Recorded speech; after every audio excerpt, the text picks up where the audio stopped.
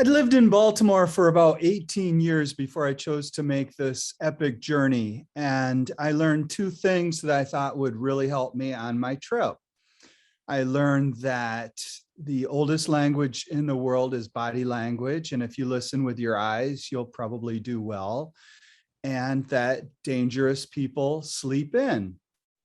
Perhaps that gives some credence to the adage, the early bird gets the worm. I was in Granada, Nicaragua. It was the middle of December 2006. And I was soul searching. I had traveled from Mexico City down to where I was at the time. And the way I would operate is I would sleep in a hotel. I would get up before the sun came up, and I would choose a direction, and I would walk as if I were treasure hunting at a garage sale with so much purpose, but I would walk one direction until I found something interesting to photograph, and I would photograph it, and then I would head back. This morning, it was a Sunday and it was beautiful. The sun was up and I walked. I probably was 2.5 hours into my journey before I saw what my treasure would be that day. And it was an abandoned hospital. So I found a way through the fence and I got in there, and it was everything and more than I could have ever wanted. It had crumbling walls. I knew it was a hospital because there was a painting of a nursing mother on the wall, and I figured that was probably the maternity section or the cafeteria. I figured it was it was the maternity section. So I filled myself. I filled my memory card. I took lots. I said memory card, not memory card. I took lots and lots of photos, and I was overjoyed. I was satisfied. It was time to walk back. About 2.5 hours, Sunday morning. It's probably around 9:30 or 10. And I'm walking toward my hotel, straight path back, when I see a group of young teenagers. Most of them had tattoos on them. Looking back, I would guess that they were probably a gang.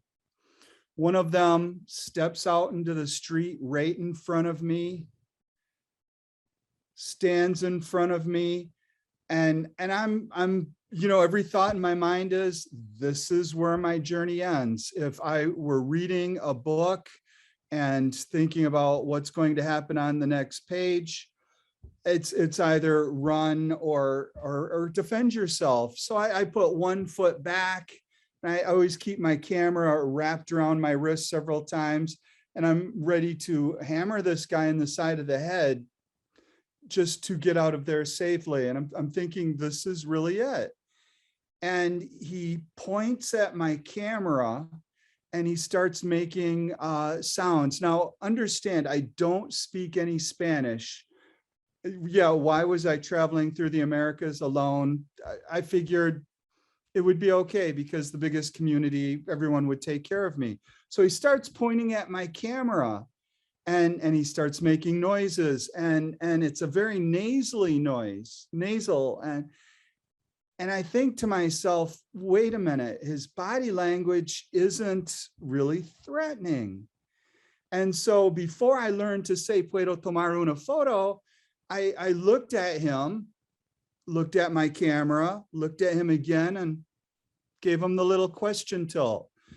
And he smiles and pulls his shoulders back and strikes a pose.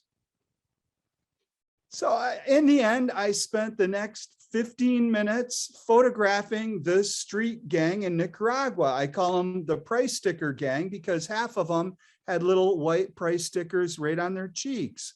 By the time I was finished and I showed them all my photos, they were offering me their big 48 ouncer of beer. Who drinks on a Sunday morning? I guess the price sticker gang in Nicaragua does. We shook hands and I went on my way. And that's my story, and I'm sticking to it.